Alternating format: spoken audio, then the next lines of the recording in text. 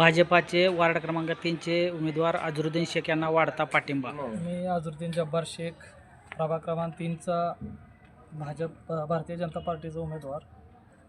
तर आपल्या प्रभाग क्रमांक 3मधून आम्हाला चांगला प्रतिसाद आहे।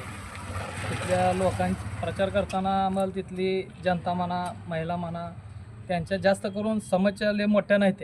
त्यांच्या समस्या फक्त काय, पाणी, दुसरी गटार आणि रस्ते, ही महत्त्वाची मूलभूत सुविधा आहे, समस्या आहे ती आपण मार्गी लावण्याचा प्रयत्न करीन।